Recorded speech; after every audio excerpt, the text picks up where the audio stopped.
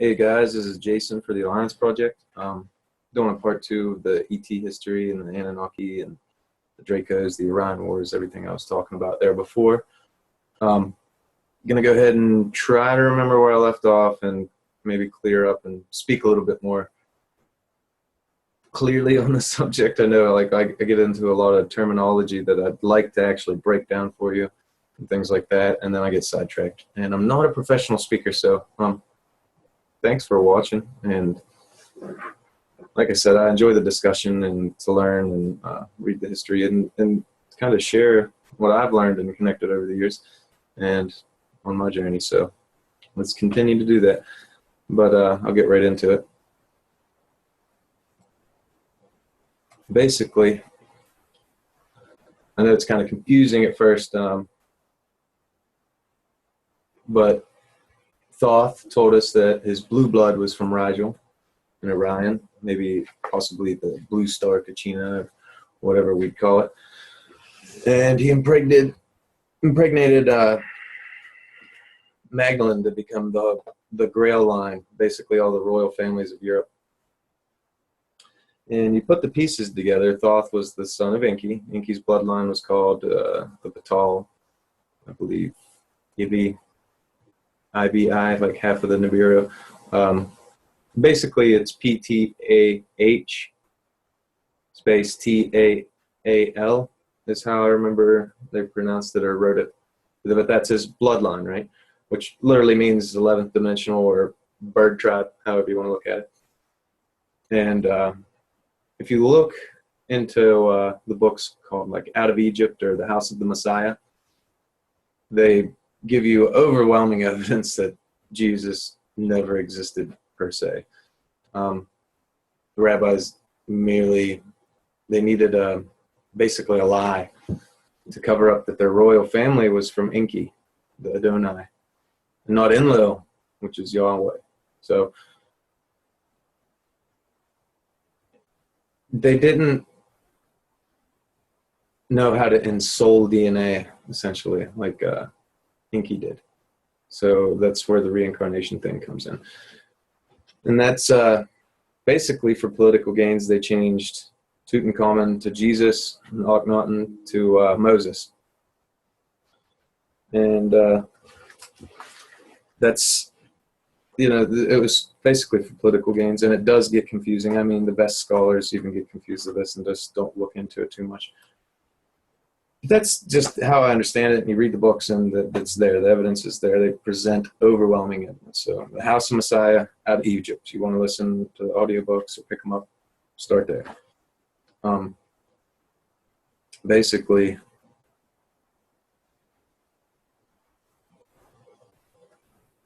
it was just like a way of hiding the bloodline and kind of making it look like something it wasn't. And the Egyptian roots of Christianity were basically deliberately covered up by the early church by burning the Library of Alexandria. And we're just now uncovering that by archaeology. And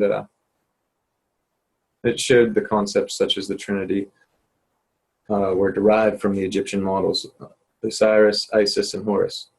Okay. And how Horus's virgin birth gave rise to Jesus's virgin birth, and how Akhenaten became the model for Moses, and Tutankhamun the model for Jesus, as I said.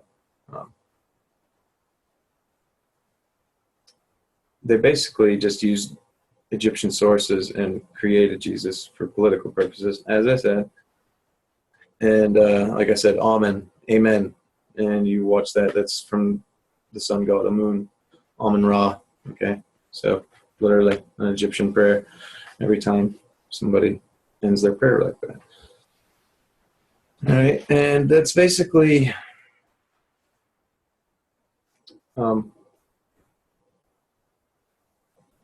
Orion's core culture was linked back to Sirius, if you really think about that. And when they led an uprising, basically, and it was took as like a sign of direct rebellion over the rule of those cyborg hive mind cultures I was telling you about earlier. And that's really what started a lot of the confusion too, because these were the same people, right? Like I could go into, I might have a list here somewhere. But they basically, you can break down any of them into a strict like line of lineage, direct lineage, where the translations come from this one to that one to this one to that one to this one to that one. And like I said, it was the Uru meant dragon and the Ibi meant bird. Okay. And that's also, the Uru was known as the Seraphim, and the Ibi tribe, the bird tribe, was known as the Ophanim. Okay, if you look those up. And that's basically, the dragon side had a DNA disaster. The Dracos, the Nephilim, the Anunnaki, however you want to look at it. And the other side was more closely related to the Dogons, the Dagons, the Patal, the bird tribe, the Valnapa tribe, the Aborigines, the Adal from the Cherokee, and later known as Archons, the Archons from the Golden Dawn Age, essentially. The Dragon tribe, they basically conquered Alpha Draconius, supposedly. And they had starships that looked like the Arabic word for El, Elohim. And there's a lot there. There's a lot to this, all right? So basically, Anu, Darth Vader, if you want to look at it that way, and Luke Skywalker, Inky, you know, the same way Inky woke up kind of to the realization that his father was a half robot dick, you know, like not really the nicest guy, okay? And Inky was born to like an illegitimate mother, like they weren't married, but Enlil was, so that's how they had Enlil had a higher rank on the council. Inky was known as Inky, Adonai, Altun, Lucifer, Boheme, Ba, Babylon, you know, known him as Beelzebub, Ichthos, Poseidon, Fish, the dolphin god, Zoroastro, Kilimanjaro, Marduk, Ra were like his sons, supposedly. As he had other sons named Hermes, then Ningishita, Thoth, Thul, Quetzalcoatl, however you want to look at it. They were all just kind of same named variations for different people, or the same people. Enlil's mother was named Ki, or Yarash, and Inky's mother was named Ontu, or Aid. And Enlil, Yahweh, Jehovah, Michael, Amun, Snake, Serpent, the Levites, however you want to look at it. Like that snake, serpent, blood, bird, that thing's always been there, and there's kind of been some confusion of it. So Egypt was known as Chem, like that's where alchemy derived from, chematology, things like that.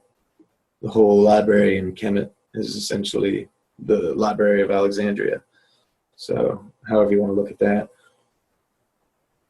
And yeah, they all had planetary names and things like that, as we said earlier in the other video. But you realize that there's just thousands of years of Earth history taken out of the context and politics and all of the situations that we would understand, okay? So these half-machine intelligences lost all their capacity for the bliss experience, and their DNA wouldn't ignite, and basically able to steer plasma, okay? So when you think about Thoth saying he was from Rigel in Orion, it's a clue that he's half-bloodedly related to Enlil, okay? On, which was the dad, Anu, he was rooted in Sirius. And Inky's mother was basically a dragon mother, you know, had roots in Rigel. Rigel was called the blue star. Their blue blood was essentially rich in copper and held more oxygen instead of iron, which held less oxygen and less possibilities for genetic braid implosion, essentially. Phase conjugation, as we were saying. The ignition that's required to steer time with wormholes like DMT and things like that. It's pretty deep subject. But Inky's mother was a dragon queen, like I said, and her DNA wasn't fallen, wasn't Nephilim. It still had the ability to steer and be phase conjugate. So you look at the book, The Guardians of the Grail, and that's actually very consistent with that work. So if you want a little bit of a reference, look into that.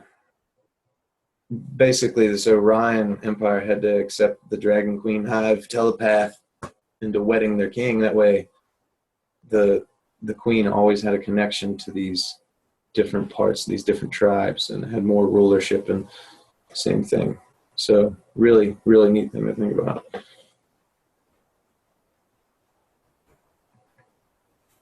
Hold on 1 second here. I'm going to grab a drink. So pause. All right, I'm back. So basically, when Inky was tasked with making this slave tribe, he decided to kind of sneak in, like, I don't know how you'd say it, put a bullet in the furnace, however you want to say. It kind of snuck in the ability to do this and left out the fallen DNA, essentially. So he gave us the ability to break out of this prison, essentially.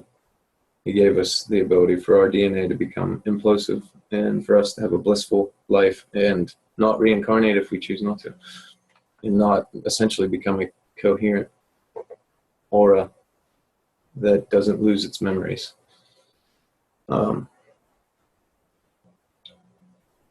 Like I said, his mom was definitely a part of the dragon family before the DNA fell. Nephilim, as I was saying, that's like their angelic roots if you ever want to look at that. But it was basically, they were trying to make a decision which family was going to kind of shepherd the DNA. And they wanted to make it like cyborg merging with machine intelligence. And when they did that, they miscalculated and their DNA fell, essentially. It lost the ability to do this. Christianity referred that to Michael being locked away with the Dragon Kingdom. Michael was Enlil, essentially. And his side of the family were basically stuck in a politically embarrassing quarantine from time travel. And that's what you can call Earth. Like, that's here, that's what's going on here. So that's what I believe they're trying to do with the CERN and all that. That's just a recreation of old technology that they destroyed. But they wanted to essentially force self-aware DNA to kind of a machine. I don't know. They wanted to force nature or these natural bliss experiences with technology. And when you're in, just as you know, if we're outside with the trees and the leaves and things like that, you can feel like a tingling there. You can feel the plants and the life around you. But if you're in like a metallic, boxed off structure, closed in, there's just none of that. Literally, you're deprived from the field effect from the environment, harmonic inclusiveness, I guess you could say, where the resonation is just part of you because it's not, deprived or kept away from them or you. Okay, and then basically, once we learn how to implode our DNA, we become self-aware and can kind of steer evolution. So basically, I'm trying to think of ways to say it. When their DNA fell, they, when they became telepathic and so technologically kind of hive-minded, they lost all ability for compassion. And basically, they were just stuck in a point where they couldn't further evolve naturally. So, okay, there's a dilemma with that, obviously. All right, and when this Orion Empire paid for this Anunnaki genetic experiment that we later called Adam and Eve and things like that, there's really strict rules about it, right? Basically, the Anunnaki males were not allowed to give seed, only the females, like Herzog and Anana, where they were allowed to receive it from Cro-Magnon and things like that. But the men weren't allowed to spread their seed into the women. All right? It's just kind of to do with the geometry of the X and Y chromosomes, kind of. Like an extra branch would allow further DNA unpacking, and you could weaken the line essentially. That's something else to think about, I guess. We don't really need to get into that, but that's what it was about, and that's why when you see that, like,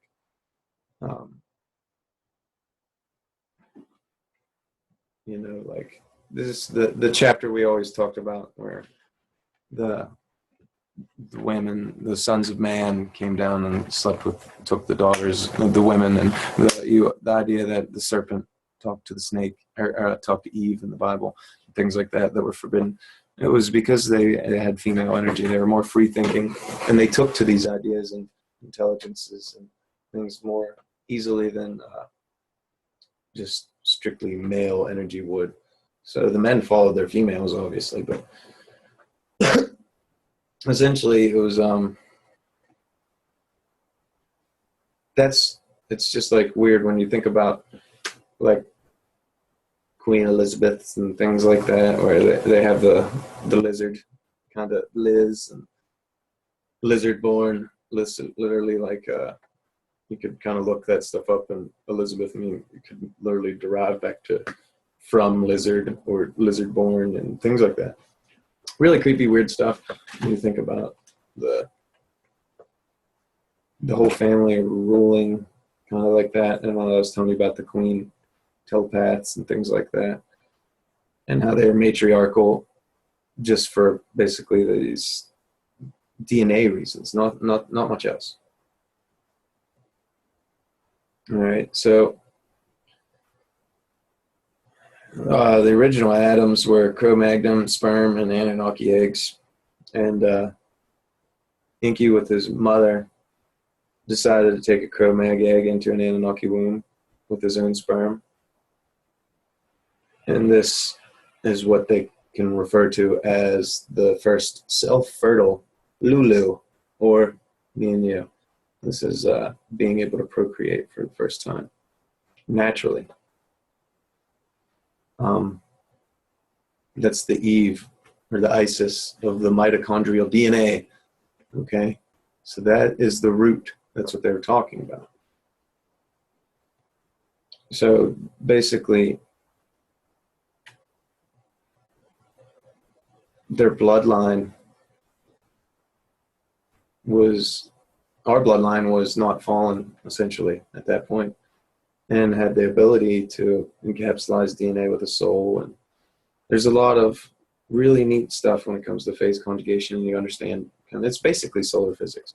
And I think that's what the Bible was really trying to talk about, was kind of solar physics and the idea. All right, but basically, a small faction is supposed to join like something called the Andromedan Council, and they told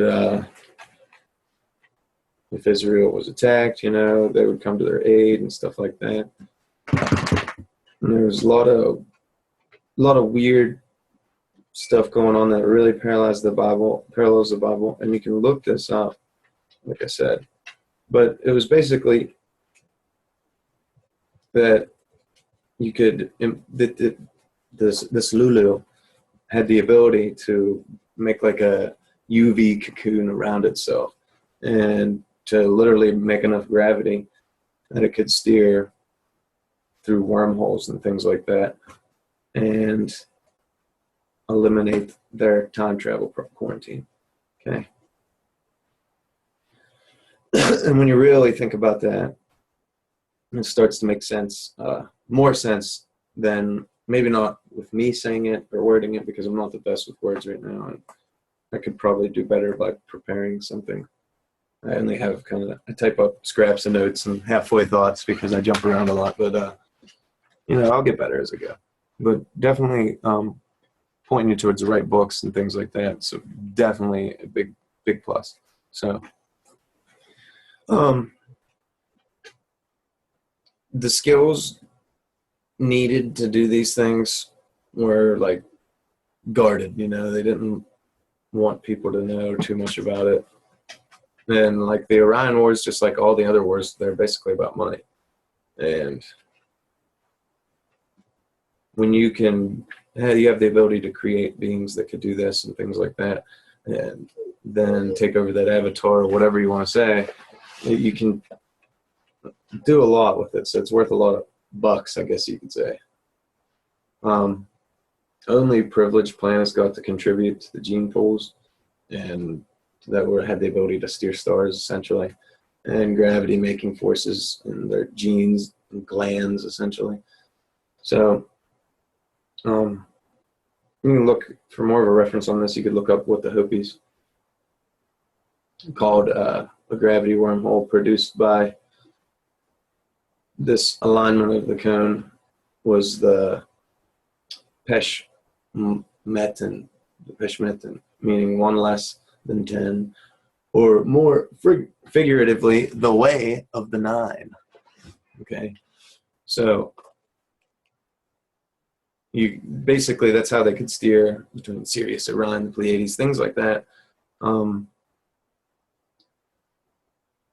It's really a lot to take in, but there's like a gravity wind that's created when you properly align stellar masses, and it has a great economic importance to these type of societies. It was kind of used as galactic commerce, basically the same way the trade winds work here. It's a way to travel with almost like solar sails, and it's just one of the ways that you travel through space, and these societies travel through space. So definitely helps to have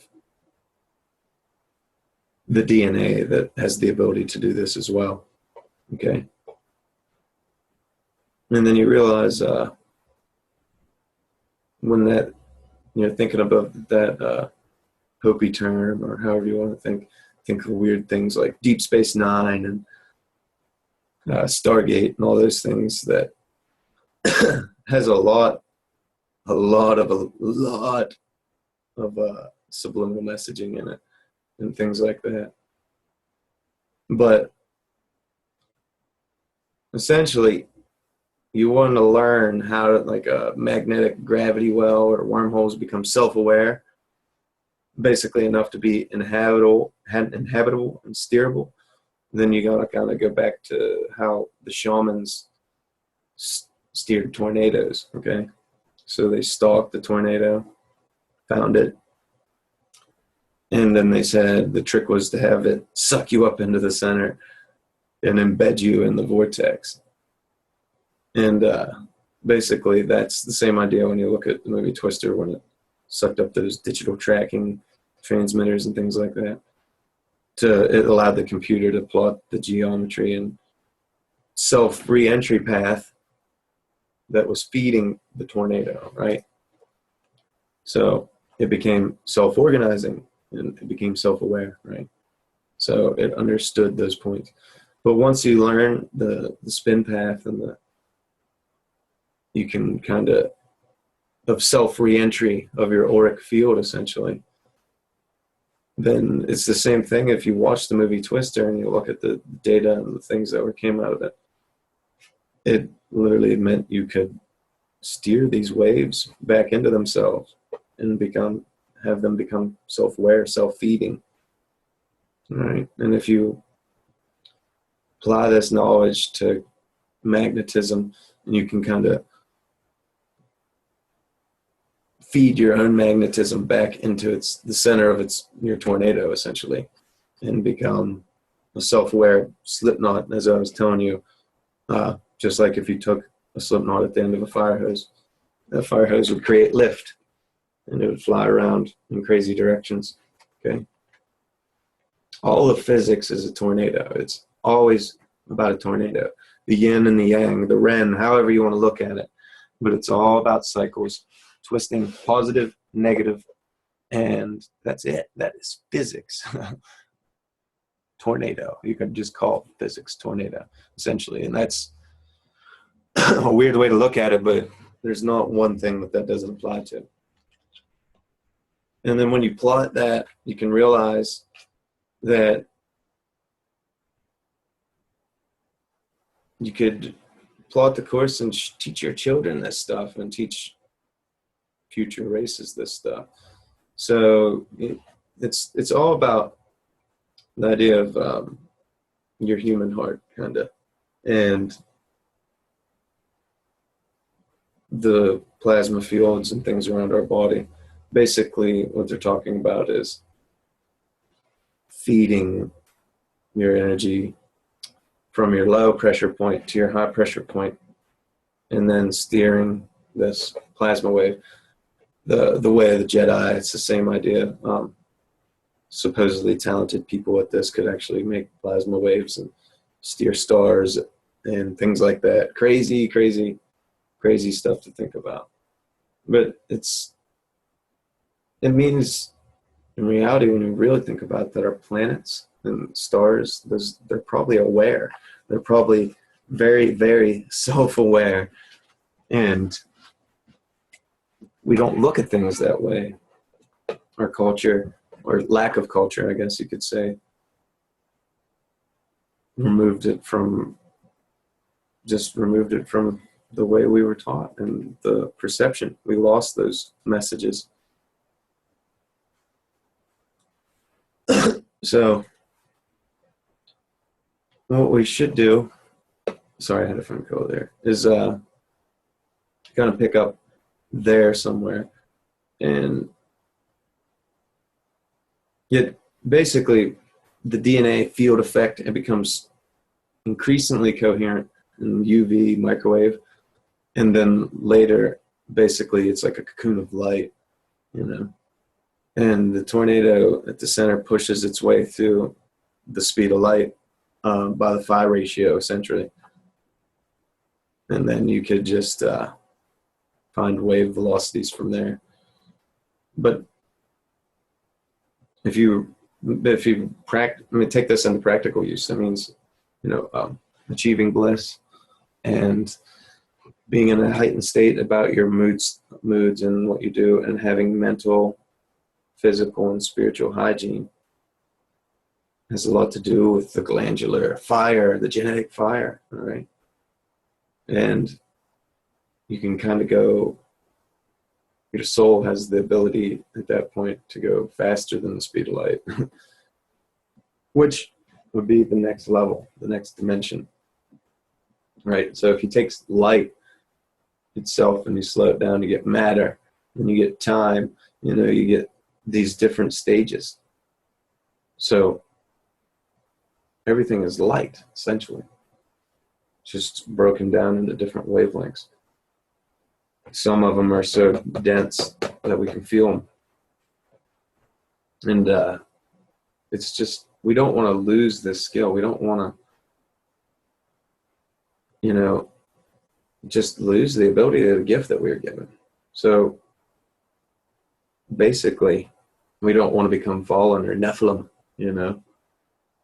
That's basically the idea of this. And when you're realizing there's like a charge of fractality or electrical waves around the center, that it's almost created. And then you got to realize that there's the idea of this whole point was just you need self-organization, gravity, and then it becomes self-aware once it starts feeding the low pressure point with the high pressure point, as I said. And that's the idea that a lot of the tribes said, lighting a fire with your mind. Pyramid literally means fire amid, in the middle, fire in the center. It's the same idea, same. So much to think about. So, but when you're really thinking about all this, you can start to realize that, wait, there could be like free energy devices and all these things that would just make society way better. And why aren't they out there? Okay. Why is there this talk of like fallen DNA? Stop. And why is there so much focus on the serpent? Things like that. And I mean, you've heard, think about it, like the old blue Hopi corn, right? And it would only germinate once you sang to it. I mean, it's obvious that the sonic waves basically can interact with the piezoelectric DNA, like a reaction like that. And basically, we would be doing the braiding of this DNA as we're singing it. Like, basically, that's the idea of how bliss is related to all this, and why teenagers and things like that would rather die than not feel bliss. It gives us the ability to make a soul in DNA. The German word for bliss is contains the word soul or spirit. I won't read it to you, but it literally implies that you get a soul when you make bliss. Okay?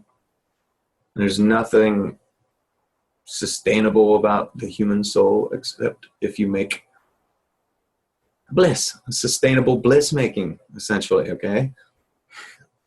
That's what the tribal elders knew. They all knew it.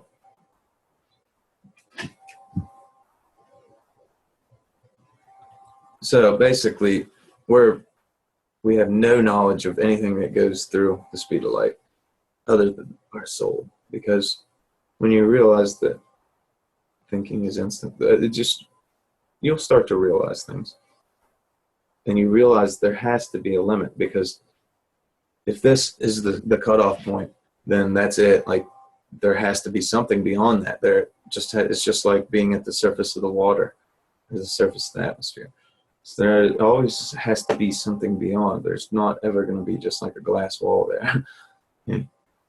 And when we realize that,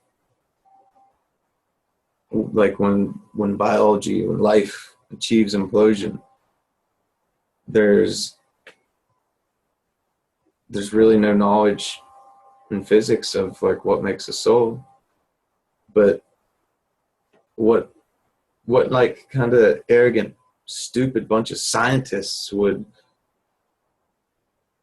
you think you could like explore the origins of the universe, this, that, and the other, but they don't have even a clue what makes an object fall to the ground, or what makes electrical fields become self-aware. How could they advise us on just the function of our human condition or anything else? How could they advise us on anything when they don't know these simple things, but they want to start claiming they know the beginning of the universe, things like that?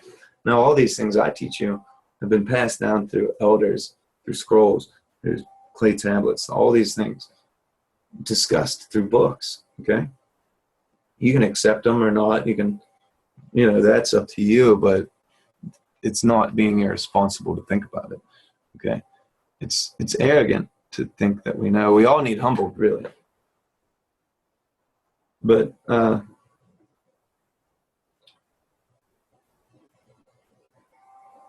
you really got to think that about just the soul, right? And the word. So what do we know about the word the soul? Okay, we know that soul also means sun, right? And when our genes get enough implosion present in the braiding, that they can become like essentially like a squirt gun or a laser rifle. I don't know how to explain it. They can aim and feed themselves, right? So once you realize that, there's a lot to think about there. So you got to think of just the word sources. I mean, soul. You had a U, you have soul. Take off the U, you have sun. Okay, and that's the same idea. It works to send magnetism through the speed of light. All right, and then I guess you could potentially say into the heart of the sun or anywhere, where they can steer stars. That was the idea. Just like any tornado can lose its ability to be a self-organizing, self-sustaining tornado when you kind of take away the bliss, if you will, or the self-organization. It's almost like us, like we lose our memory through that. And it's almost like, all right, when you're draining your tub or your sink, the vortex, do you know what causes the vortex when you let the water out? And I think people don't just look at it as simple as anything. And it's simple. It's just a way out. It was looking for a way out. So that's what opens the vortex, So when you do that, it's the same idea. Like, guess that's the same idea of like magnetism being in your DNA, being stuck at the speed of light. It's the same idea. It just wants out, feels trapped. Okay. And the simple way out is to make a top-down braid, which makes recursion, essentially a self-feeding tornado, like I was telling you about. Just like the double helix of DNA. Okay, so it's nature, essentially. And then when that happens, it opens the drain hole, essentially, through the speed of light. And because the wave velocities and the wavelengths are coherent and they multiply into the phi ratio for perfect embedding, you get charge that is basically able to make gravity. Okay.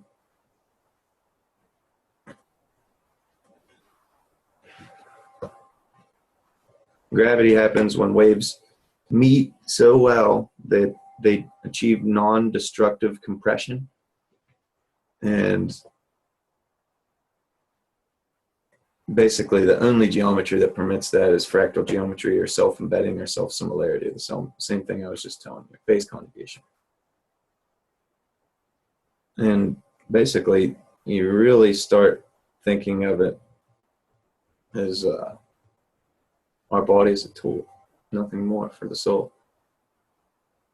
Okay. So atoms can only have as much gravity as their self-similarity between the electrons versus their nucleuses. And we really need to add that into the physics books, but it's kind of there, but people kind of look around that kind of stuff. When you apply that to measuring how similar a structure is within itself, almost like fifth dimensionally, if you will, you uncover the principle of artificial intelligence, basically. It's done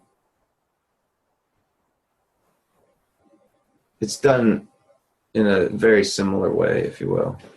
And I mean, we have AI now that they started to create. They gave it an Atari, and within 12 hours it was playing the Atari things like that at superhuman levels, and just things that you don't really consider sometimes. And it all has to do with the phi ratio, the golden mean, all this, these numbers. They're ever so present. But basically today's lesson is enjoy life. Be in a blissful state, okay? And try to maintain that bliss. And then pay attention to trying to separate the matter in your body from the energy in your body. When you can start to differentiate those things, you just took a step into a larger world, okay? And you just got to think about all that. It's just, it's self-determination, right? To become more than what you are, to become what you're supposed to be, what we have the ability to do. You know, it's crazy. It literally almost fabricates a gravity field, like I was saying. And once you can do those kind of things with your mind, it would be amazing. But the science is there.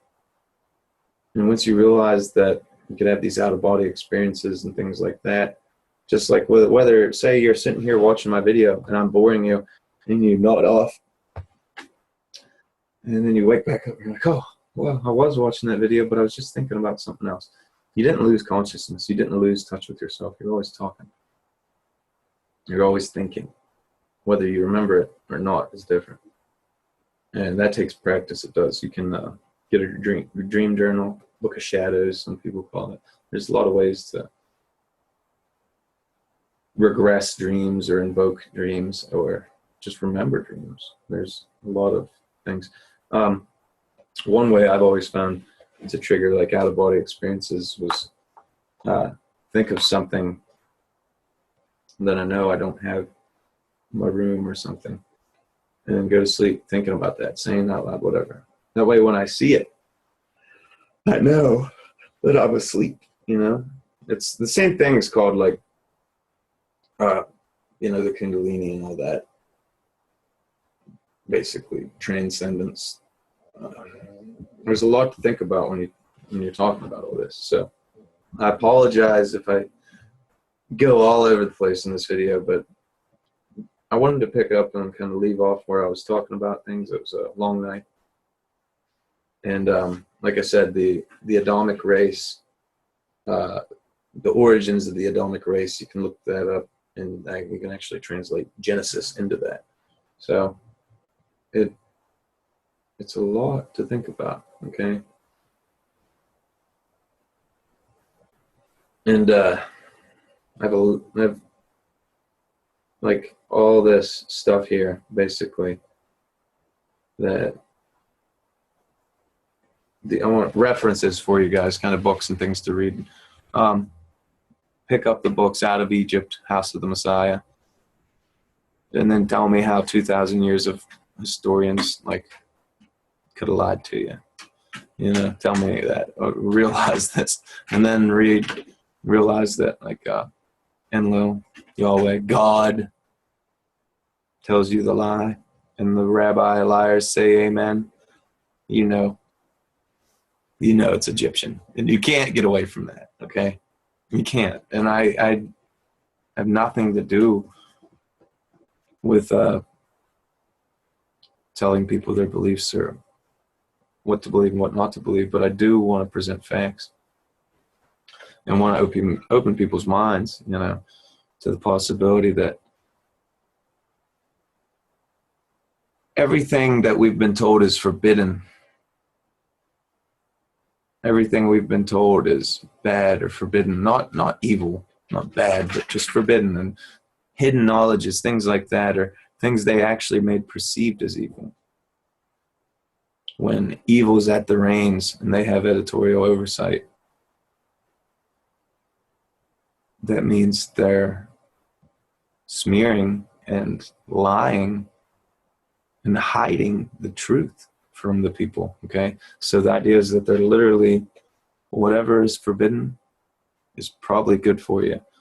Not always, but it probably is better for humanity to know. It probably keeps the slaves from transcending if they don't know this information. But if they know it, just like Adam and Eve, you know, the story of the serpent, they built a slave race, and then their slaves rebelled, so they had to build another slave race so that would be less rebellious. And the original slaves came and took the slaves. Like, hey, wake up. Don't you know you're gods? And blam, there you go. And they're like, oh, now we got to do all the work again. They don't want to go through that. So, yeah, pick up those books, read those if you would, and stop. We'll go over some more of that kind of stuff. But you really think of the agenda, like I said. What are they, if they're talking about 7 years of bad times coming, this, that, and the other, and the Antichrist, can't rule it out that it could be saviors. It could be something that they do not want you to side with. It could be that they just want you to bow when they land their crazy spaceship in Jerusalem or whatever. When you really think about it, it's kind of creepy. And like, you don't want to look at it that way, but how many of the world's major religions have the same story, say the same thing? All of them. Okay? And you can't say that one's right, one's wrong, because they have science to back a lot of the stuff, but they also have political gains, things that they could gain out of keeping this, basically keeping the slaves in ignorance. Ignorance is the prison that we're all kept in.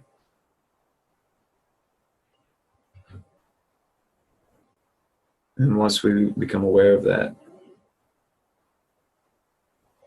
we can begin to wake up.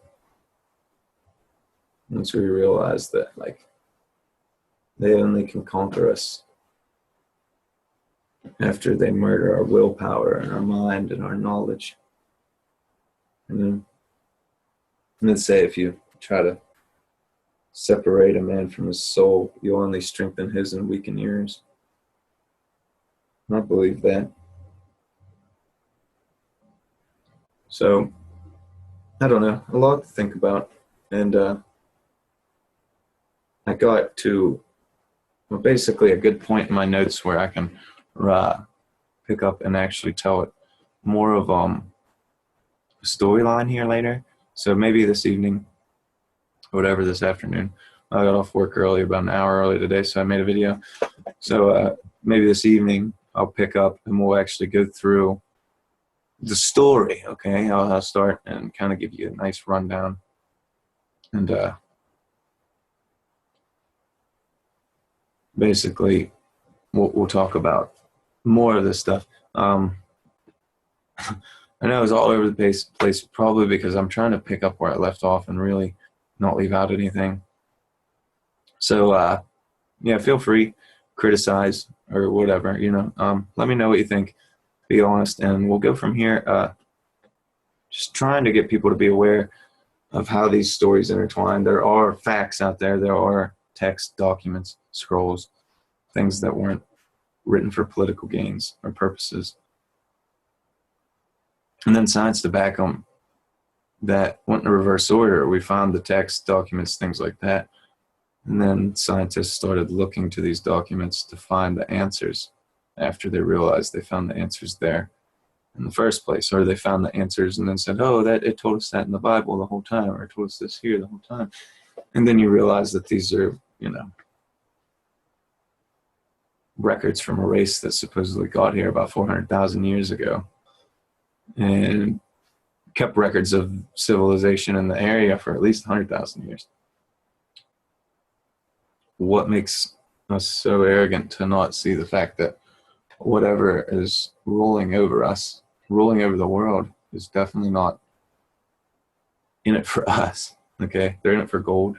They're in it for whatever. It's almost like they're terraforming the Earth, terraforming Mars next, right?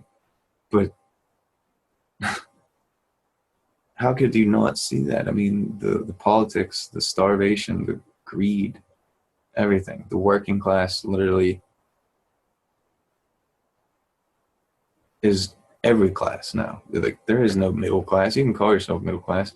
There's people that have more debt and more objects than others, but they work just as hard. And then you have the rich people, the 1%. Okay, you go to country club jails. They don't even go to jail. But you understand the point that once you see that there's something sinister going on, then it makes you really want to question these teachings of who said what is good and what's bad, you know, and what's forbidden. Think of why it's forbidden. If the creator of all gave you light and dark and the duality, the ability to choose, then one path is no different from the other. It just equals out and balances the other. As I said, too much light and you have apathy. Too much dark, you have chaos. The balance, right? Are you killing a plant? Are you killing a piece of grass? Are you killing a vegetable, a carrot? Are you killing a mosquito? Are you killing a deer? Whatever you're killing something. And it killed something to eat, to live, to fuel. It's just a cycle. And you can break the cycle, I suppose, by being humane, helping others, being in service to the community, being in service to all, instead of just a select few like your family or friends. Equality is nothing without diversity. Think about it. And on that note, hope you guys enjoyed. Criticize, leave comments below, and yeah, we'll keep them going.